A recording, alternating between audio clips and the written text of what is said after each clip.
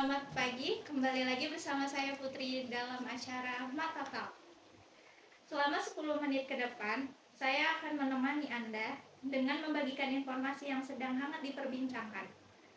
Pada pagi hari ini kita akan membahas kebijakan perpindahan TV digital di Indonesia.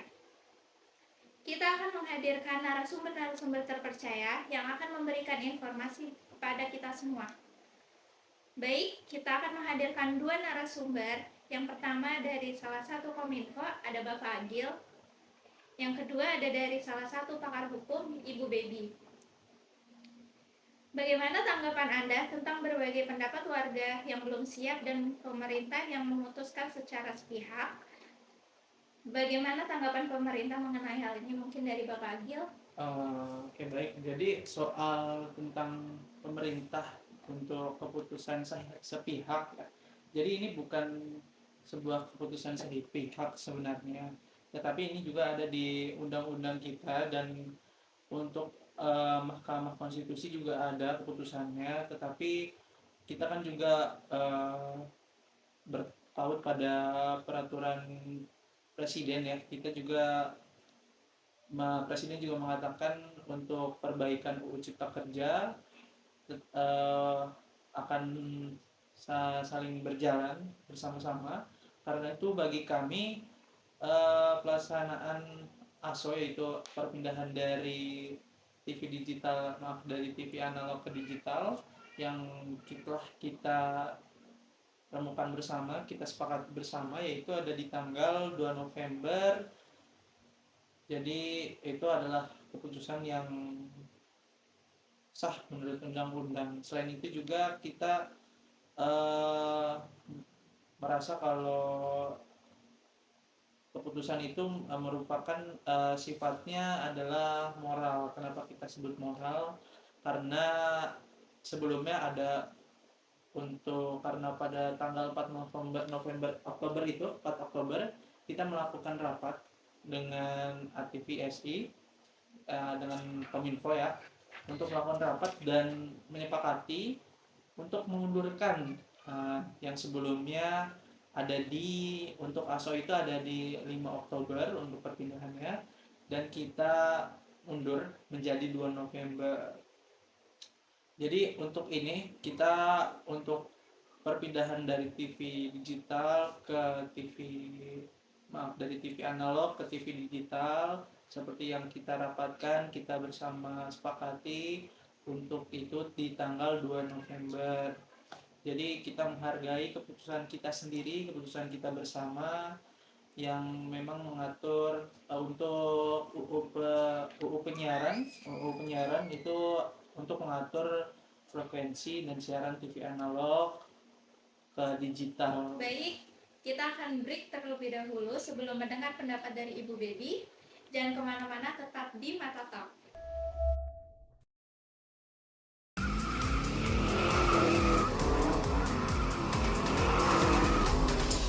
Halo guys, sekarang BSI udah jadi universitas. D3-nya juga masih tetap ada loh. Kuliah, BSI aja.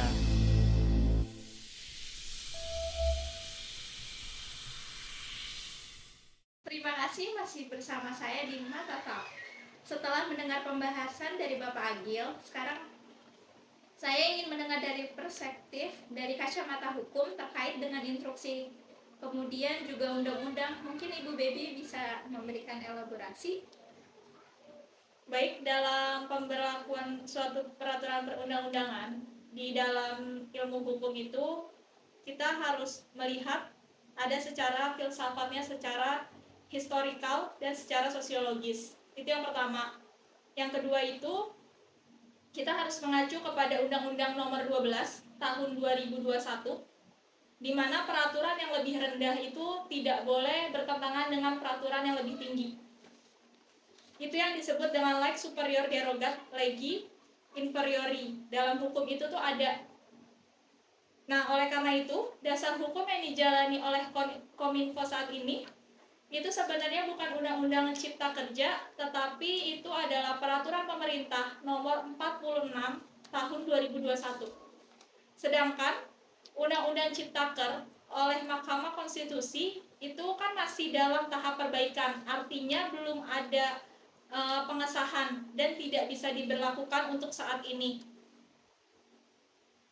Mahkamah Konstitusi mengatakan untuk menangguhkan segala tindakan kebijakan yang dilakukan yang bersifat strategis, berdampak luas, serta tidak dibenarkan pula memberikan peraturan pelaksanaan baru berkaitan dengan Undang-Undang Nomor 11 Tahun 2020 tentang Ciptaker.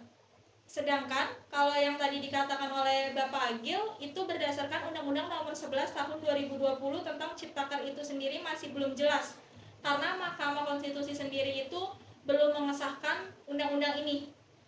Jadi karena sifatnya belum strategis, tidak berdampak luas dan tidak dibenarkan, akhirnya menerbitkan peraturan yang belum bisa disahkan oleh pemerintah.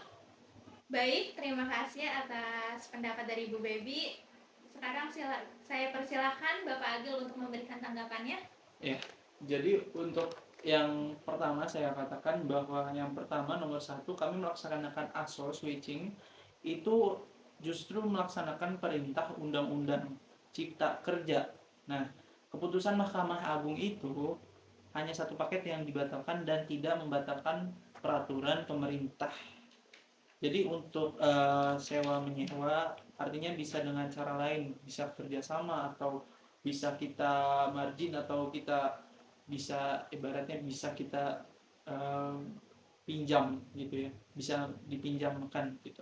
Jadi bukan untuk membatalkan switching atau ASO-nya itu ASO-nya. Jadi membatalkan sewa menyewa artinya kita tidak harus menyewa, tidak harus membatalkan sewanya. Artinya kita bisa dipinjamkan seperti itu, atau bisa dibilang adalah revenue sharing seperti itu. Baik, Bapak Agil. Tapi Undang-Undang Cipta Kerja oleh Mahkamah Konstitusi itu saat ini kan masih di hold atau masih dibekukan dan belum diberlakukan. Nah, ketika Undang-Undang Ciptaker itu masih di hold dan dibekukan, itu kan tidak bisa dijalankan undang-undangnya. Jadi sekarang itu Kominfo itu sedang berjalan di atas dasar apa? Sementara seperti yang Bapak Agil bilang, Kominfo ataupun pemerintah telah menciptakan peraturan pemerintah nomor 46 tahun 2021. Betul. Jadi kalau untuk dasarnya sendiri, kita sendiri bergerak kepada perintah dari presiden kita.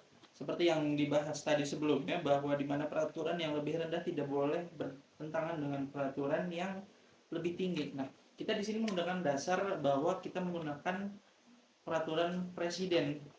Jadi karena presiden yang langsung dari presiden yang mengatakan jalan, ya kita jalan. Justru ketika kita tidak melakukan switching atau ASO, jadi ketika kita tidak melaksanakan itu adalah pelanggaran Undang-Undang Cipta Kerja menurut kami, Bu. Seperti itu. Iya Pak, tapi Undang-Undang Ciptaker itu sampai saat ini oleh Mahkamah Konstitusi itu masih di hold atau masih dibekukan. Jadi kan tidak bisa dijalankan sekarang karena belum dapat disahkan oleh Mahkamah Konstitusi. Sedangkan pemerintah saat ini sudah menciptakan peraturan pemerintah sendiri. Sedangkan Mahkamah Konstitusi aja masih di hold, masih dibekukan dan tidak bisa dijalankan saat ini. Jadi untuk peraturan pemerintah ini dibuat sebelum keputusan Mahkamah Konstitusi itu ada. Jadi sudah ada PP-nya, peraturan pemerintahnya. Jadi peraturan pemerintah itu tidak berlaku. Saya rasa jika Ibu ingin berbicara tentang hukum, Ibu mungkin kita nanti bisa buat tempatnya itu. Ada tempat tersendiri untuk kita bisa bicara tentang hukum-hukum yang akan berlaku di sini. Baik, saya rasa perdebatan ini harus diakhiri. Terima kasih atas informasi dari Bapak Agil dan Ibu Nidia yang telah disampaikan kepada kita semua. Saksikan kembali acara Masa Talk di setiap hari Senin dan Selasa pada pukul 9.30 sampai 9.40